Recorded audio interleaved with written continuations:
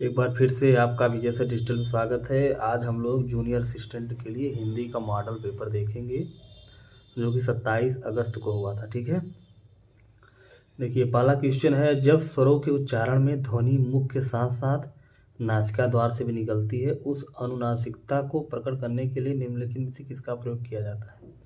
इसमें नुक्ता और रेफ तो होना नहीं है, होना है अनुस्वार और चंद्र बिंदु भी। ठीक, अगर नाक नासिका द्वार से बात करता तो अनुस्वार बिंदु आंसर होता, और मुख के साथ साथ बोल रहा है तो इनका आंसर होगा चंद्र बिंदु। ठीक है, दूसरा क्वेश्चन देखिए, दाल रोटी द्वंद्व समास। द्वंद्व समास में और लगा रहता है, ये सही है, लेकिन इसमें अशुद्धि पूछ रहा है। ठीक, सतसई द्विगु समास, द्विगु समास में संख्यावाची आता है, ये भी ठीक है। आजन्म अव्ययी भाव समास, ये भी ठीक है क्योंकि इसमें अव्यय लगा हुआ है। प्रतिवर्ष कर्मधारय समास, ठीक है, तो कर्मधारय समास में अव्यय नहीं लगा रहता है। ठीक, इसलिए ये आंसर हमारा सही होगा। यदि नेहा परिश्रम करती तो परीक्षा में अवश्य उत्तीर्ण हो जाते, जहाँ कंडीशन की बात रहेगी। ठीक है, यहाँ अधि लिखा है तो कंडीशन की बात हो रही है, तो इसका आंसर हो जाएगा हेतु हेतु मत भूतकाल। भूतकाल के जो प्रकार होते हैं 6 प्रकार होते हैं। ठीक है, उसके बाद निम्नलिखित में से किस अलंकार में शब्द का प्रयोग एक ही बार किया जाता है पर उसके एक से अधिक अर्थ निकलते हैं। ठीक है, जैसे रहीमन पानी राखिए बिन सा पानी सब सून। ठीक है, तो जब एक ही दिया रहे शब्द और उसके अर्थ अलग अलग हो तो उसका आंसर होता है श्लेष अलंकार। ठीक है, जैसे कि इस रहीमन पानी राखिए में पानी का अर्थ अलग अलग होता है। उपमा में वो जानते ही आप लोग, उपमेय और उपमान में समानता की बात होती है, और रूपक में भेद रहित आरोप की बात होती है, जैसे चरण कमल बंदव हरिराई। और यमक अलंकार में आपका जानते हैं 2 बार आता है और दोनों का अलग अलग मतलब होता है। ठीक है, उसके बाद निम्नलिखित में से कौन सा औपचारिक पत्र नहीं है। देखिए, अगर आपको नहीं भी पता है औपचारिक अनौपचारिक क्या होता है तो आप ऑप्शन पढ़ के बता सकते हैं। ऑप्शन पढ़िए, पुस्तकें मंगवाने के लिए पुस्तक विक्रेता को लिखा जाने वाला पत्र। ठीक, अंक तालिका की नई प्रति प्राप्त करने के लिए केंद्रीय माध्यमिक शिक्षण बोर्ड को लिखा गया पत्र। अवकाश के लिए विद्यालय प्राचार्य को लिखा गया आवेदन पत्र। कक्षा में प्रथम स्थान प्राप्त करने वाले पुत्र के लिए पिता द्वारा लिखा जाना बधाई पत्र।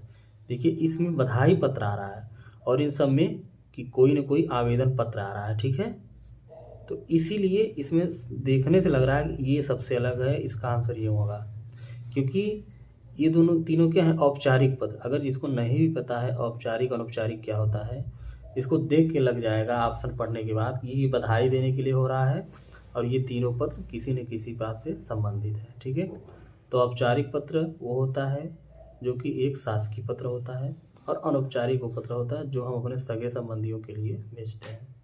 नीचे दिए गए उदाहरणों के साथ संधि का नाम किस विकल्प में अशुद्ध है। देखिए, सदैव तो वृद्धि में होता ही है सदैव। ठीक है, डबल ऐसे लगा रहता है, या फिर अय की मात्रा या अव की मात्रा। दिगंबर, अगर किसी वर्ण का तीसरा अक्षर आ जाए तो फिर व्यंजन संधि हो जाता है। महारणव, ठीक है, महाधन अरणव दीर्घ संधि हो जाएगा, ये सही है। वनोत्सव, वन धन उत्सव, तो ये हो जाएगा हमारा ए ओ और गुण संधि हो जाएगा। ठीक है, क्या हो जाएगा, गुण संधि हो जाएगा। अगला क्वेश्चन, अर्धविराम चिन्ह कहाँ लगता है। अर्धविराम चिन्ह कहाँ लगता है, उद्धरण चिन्ह के पहले। दूसरा ऑप्शन, जहाँ अल्प विराम की अपेक्षा थोड़ा कम रुकना हो। ठीक है, जहाँ कोई निर्देश देना हो, जहाँ अल्प विराम की अपेक्षा थोड़ा अधिक रुकना हो। अर्धविराम का जो चिन्ह होता है ऐसे होता है। ठीक है, और जहाँ अल्प विराम की अपेक्षा थोड़ा अधिक रुकना हो उसी को हम लोग अर्धविराम कहते हैं। इस प्रकार आंसर हो जाएगा डी।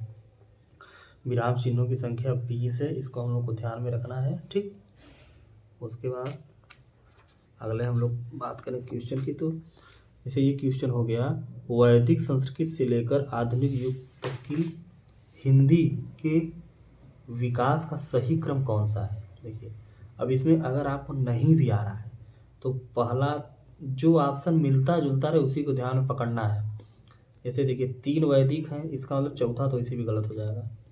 वैदिक के बाद आगे पढ़िए लौकिक लौकिक, 2 ही मिल रहे हैं, सी को खत्म कर दीजिए। वैदिक लौकिक लौकिक, फिर संस्कृत। अब आपको यहाँ से ध्यान देना है कि अपभ्रंश होगा या पाली होगा। तो पहले पाली आया है, फिर प्राकृत, फिर अपभ्रंश आया है। आंसर नंबर हो जाएगा बी। इसको अगर ध्यान से पढ़िएगा आप तो वैदिक पहले आएगा, फिर लौकिक, फिर पाली, फिर प्राकृतिक, फिर अपभ्रंश, फिर इसके बाद हिंदी आया है। ठीक, उसके बाद यहाँ पे दिया भी है, पहले वैदिक संस्कृत आया, फिर लौकिक, फिर पाली, फिर प्राकृत, फिर अपभ्रंश, फिर अवहट, फिर हिंदी। अगर आपको नहीं भी आ रहा क्वेश्चन, मान लीजिए थोड़ी देर के लिए, आप ये तो जान ही रहे हैं ना कि आंसर इसी में से होगा, चारों में से, तो आप पकड़िए कि किस प्रकार से ऑप्शन बनाया गया है, और जो दो आंसर नज़दीक में है उसी में से आंसर होना है। ठीक है, उसके बाद देखिए रेखांकित पद का प्रकार बताइए। जैसे कि उस जैसा जिंदा दिल मिलना इंसान कठिन है। कैसा? उस जैसा जिंदा दिल इंसान मिलना कठिन है। ठीक है, तो उस जैसा जिंदा, देखिए इस पर ध्यान देना है कि ये कोश जो रेखांकित पद है ये कहाँ तक है। देखिए जिंदा दिल तक है। ठीक है, जो कि इंसान की विशेषता बता रहा है। ठीक, अगर ये जिंदा दिल तक है, विशेषण पर है, तो ये आंसर इसका हो जाएगा विशेषण पदबंध। ठीक है, लेकिन अगर यही जो रेखांकित पद है इंसान तक कर देता ऐसे, तो इंसान क्या है, संज्ञा पदबंध है कि नहीं है, तो इसका आंसर बदल जाता तुरंत संज्ञा पदबंध। लेकिन इस क्वेश्चन के हिसाब से उस जैसा जिंदा दिल इंसान मिलना कठिन है, तो जिंदा दिल तक रेखांकित है, इसलिए इसका आंसर हो जाएगा बी। ठीक, पदबंध को व्यक्त करने के लिए कौन सा विकल्प सर्वोचित है। ठीक है, पदबंध पदों का समूह है जो अनेक पदों का कार्य करता है। पदबंध पदों का समूह है जो वाक्य से स्वतंत्र होता है, तो ऐसे भी नहीं होना है। पदबंध उपवाक्य का दूसरा नाम है, ये दोनों अलग अलग है, उपवाक्य और पदबंध। पदबंध एक से अधिक शब्दों का समूह है जो मिलकर एक पद की इकाई के रूप में कार्य करते हैं। ठीक है, ये आपका आंसर हो जाएगा सही। एक से अधिक शब्दों का समूह है, ठीक है, जो मिलकर एक पद की इकाई के रूप में कार्य करता है। और आंसर निकालते समय एक चीज़ का हमको और ध्यान रखना, अगर आपको कन्फ्यूजन हो रहा है एक दो में, तो जो थोड़ा बहुत बड़ा आंसर है उसी को हमको लगाना है। ठीक है, आगे नीचे दी गई तालिका में अशुद्ध मेल कौन सा है। ठीक, अब इसमें हम लोग देखते हैं, अंगा है, क है, ध है, छ है। अंगा आपका कौन सा है, कंठ है। ठीक, क भी हमारा कंठ है, नहीं ये क वर्ग का है ना, अंगा क वर्ग का है। ठीक है, क भी क वर्ग का है। ठीक, और ध है कंठ मूर्धा, कंठ तालु मूर्धा, ये तालु का है। ठीक, छ क्या है, तालु का है, और ध क्या है, कंठ तालु दंत का है। ठीक है, देखिए ये चौथा है, ये ड है जी, ये ड है, अंगा नहीं है, ये ड है, ट ठ ढ मूर्धा है। ठीक है, ठीक, और ये कंठ है, ये दंत है, ये तालु है। तो ड कौन सा, ट ठ ड तीसरा वर्ण है अपने वर्ग का, क पहला है, ध त थ द ध चौथा है, छ च छ दूसरा है। ठीक है, देखिए तीसरा वर्ण सघोष होता है, सही है ये भी।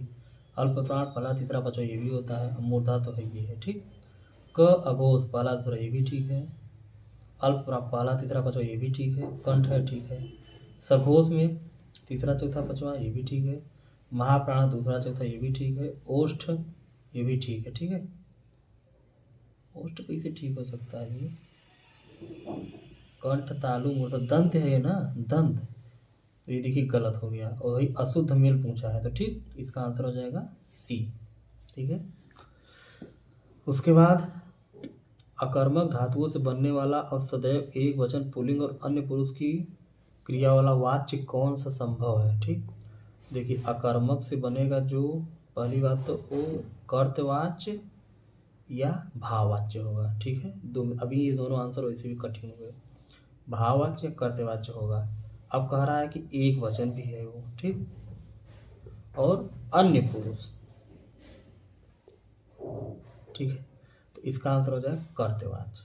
ठीक है, ये जो कंडीशन लगा दिया एक वचन और अन्य पुरुष, इससे इसका आंसर हो जाएगा कर्तवाच्य। ठीक है, अब कर्मवाच्य में आपका सकर्मक क्रियाएं यूज होती हैं। शब्दों के आदि में जुड़कर शब्दों के अर्थ में विशेषता लाने वाले शब्दांश क्या कहलाते हैं। ठीक है, शब्दों के आदि में जुड़कर, आदि मतलब होता है प्रारंभ, आदि का विलोप अंत होता है। जो प्रारंभ में जुड़ते हैं उसको हम लोग उपसर्ग कहते हैं, जो बाद में जुड़ते हैं उसको हम लोग प्रत्यय कहते हैं। और निपात क्या होता है आप लोग सभी जानते हैं, जैसे अभी, तो, तब, जिसका कोई अर्थ नहीं होता है लेकिन वाक्य में विशेष बल देते हैं। ठीक है, क्या देते हैं? विशेष बल होते हैं। उसके अलावा आज हमारी बारी है में आज कौन सा पद है? ठीक है, तो हमको पहले इसको नहीं पढ़ना है, ऑप्शन को पढ़ना है। जैसे कि देखिए संज्ञा, संज्ञा तो होगा नहीं, सर्वनाम भी नहीं, हम नहीं पढ़ा है, क्रिया भी हमने नहीं पढ़ा है। ठीक है, क्योंकि बारी है क्रिया है। ठीक, तो आज मतलब समय की बात कर रहा है, तो क्रिया विशेषण 4 प्रकार का होता है। ठीक है, इसमें एक कालवाचक क्रिया विशेषण भी होता है, तो इसलिए इसका आंसर हो जाएगा क्रिया विशेषण। रेखांकित उपवाक्य का भेद लिखिए। एक ऐसा पत्र लिखो जिसमें विद्यालय की सभी समस्याओं का उल्लेख हो। ठीक है, जिसमें विद्यालय की सभी समस्याओं का उल्लेख हुई, आश्रित उपवाक्य है। ठीक है, जिसमें यहाँ आया है, तो जिसमें कोड वर्ड है, तो यह क्रिया विशेषण उपवाक्य, संज्ञा उपवाक्य, प्रधान उपवाक्य, विशेषण उपवाक्य। तो अभी मैंने पीछे भी बताया आपको, जैसे कि जिसमें जो आ जाए तो उसमें विशेषण उपवाक्य आंसर होगा। ठीक है, संज्ञा उपवाक्य कब होगा? जब आप की आ जाए। अगर जैसे हो सकता है कि, अगर जिसमें की जगह की आ जाता तो आपका संज्ञा उपवाक्य हो जाता। ठीक है, ये आपको ध्यान रखना है। भवन और भुवन का अर्थ किस विकल्प में सही है? भवन का मतलब क्या होता है? भवन का मतलब होता है मकान, और भुवन का मतलब क्या होता है? संसार या जगत, जो भी कहिए। तो भवन आकाश, ये तो गलत हो गया। 14 लोग, ये भी गलत हो गया। भवन मतलब महल, यही बस है, और यहाँ गृह है, 2 मिल रहे हैं, लेकिन भुवन का मतलब यहाँ वन दिया, वन होगा नहीं, तो यहाँ जगत, सी आंसर हो जाएगा। ठीक, किस युग्म का विलोम रूप शुद्ध नहीं है? संधि का समास, पहली बात तो समास का विलोम होता है व्यास, और संधि का विलोम होता है विग्रह या फिर विच्छेद। अवधार्य का अनादर ठीक है, उत्कर्ष का अपकर्ष भी ठीक है, स्वास्थ्य, तो इसका आंसर हो जाएगा ए। ठीक, एक यहाँ दिया भी हुआ है। किस विकल्प में सभी शब्द पर्यायवाची हैं? शार्दुल, अयाल, केहरी, व्याघ्र। शार्दुल, केहरी, व्याघ्र, अयाल नहीं होगा इसमें से। ठीक है, अयाल किसी दूसरे का पर्यायवाची को याद नहीं आ रहा है अभी। सतीश, शंकर, महेश्वर, शिव, ये तो ठीक लग रहा है। अच्युत, गरुड़ध्वज, विनायक, भालचंद्र, भालचंद्र शिव का पर्यायवाची है। ठीक है, ये तो गलत हो जाएगा, वैसे भी ये भी गलत हो जाएगा। चपला, सौदामिनी, चंचला, मेखला, मेखला नहीं होगा इसमें। चांद मतलब बिजली की जो पर्यायवाची है, चपला, सौदामिनी और चंचला हो सकता है, मेखला नहीं होगा। तो ये ठीक लग रहा है, तो ये होना चाहिए बी। हाँ, इसमें बी से, अतः सतीश, शंकर, महेश्वर, शिव एक दूसरे के पर्यायवाची है। ठीक, उसके बाद आपका गद्यांश है, जो कि आप लोग कर ही लेंगे। उसके बाद देखते हैं 23, 24, 25 जी, यहाँ से है 24 से। 24 में क्या है? कौन सी सुमित्रानंदन पंत की कृति नहीं है? ठीक है, पल्लव है, कुरुक्षेत्र रामधारी सिंह दिनकर की है। किसकी है? रामधारी सिंह दिनकर की। वीणा भी इन्हीं की है, स्वर्णधूलि भी इन्हीं की है। ठीक है, सुमित्रानंदन पंत की एक और रचना चितंबरा। ठीक है, संयुक्त वाक्य की पहचान क्या होती है? संयुक्त वाक्य क्या होता है? 2 वाक्य होते हैं अलग अलग। ठीक है, और क्रियाएं अनेक होती हैं, और एवं से जुड़ा होता है। वाक्य मुख्य एक ही होती है, निश्चित रूप से गलत है। इसमें 2 वाक्य होते हैं, ये भी गलत है। वाक्य 2 से ज़्यादा भी हो सकते हैं। एक प्रधान और एक समानाधिकरण उपवाक्य होता है, और दोनों उपवाक्य आपस में स्वतंत्र रहते हुए किसी योजक चिन्ह द्वारा जुड़े होते हैं, और अथवा किंतु आदि, तो इसलिए आंसर सी हो जाएगा। मैंने बताया पीछे ना कि अगर आपको नहीं आ रहा है तो जो क्वेश्चन आंसर सबसे बड़ा है आप उसको लगा सकते हैं। ठीक है, इसमें देखिए दिया भी है, एक प्रधान और एक समानीकरण उपवाक्य होता है, और दोनों उपवाक्य आपस में स्वतंत्र रहते हुए जुड़े रहते हैं। जिस क्रिया से सूचित होने वाला व्यापार कर्ता करे और उसका फल कर्ता पर ही पड़े, कर्ता करे और कर्ता पर ही पड़े, उसे क्या कहेंगे?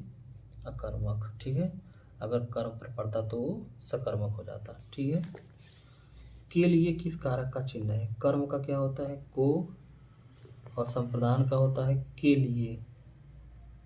के लिए अपादान से अलग होना होता है। संबंध का के की, तो के लिए आया है तो इसका आंसर हो जाएगा संप्रदान। ठीक है। कौन से मूर्धन्य व्यंजन है, सबको पता है। ये कौन सा व्यंजन, प फ ओष्ठ है। ड ढ क्या हो जाएगा, मूर्धन्य व्यंजन हो जाएगा ट वर्ग। छ ज हो जाएगा तालु हो जाएगा, और ये हो जाएगा कंठ वर्ग। तो इसका आंसर कौन सा हो जाएगा, बी। नाम धातु क्रिया का प्रयोग किस वाक्य में है।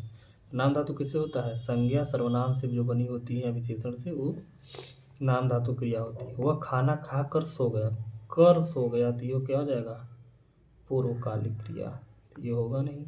उसने मेरी संपत्ति पूरी हथिया ली, हथिया ली, हथियाना, ये हो जाएगा हाथ से हथियाना, तो ये नाम धातु, ये भी आंसर सही होगा। सीधे अगले, सुरेश ने एक महल बनवाया, प्रेरणार्थक हो जाएगा। मैंने नौकर से पूरे घर की सफाई करवाई, ये भी प्रेरणार्थक हो जाएगा। ठीक है, तो इसका आंसर बी हो जाएगा। बीना जल्दी चली गया, बीना जल्दी चली गया, इसमें क्या पूछ रहा है कि विधेय विस्तारण है, विधेय विस्तारण है।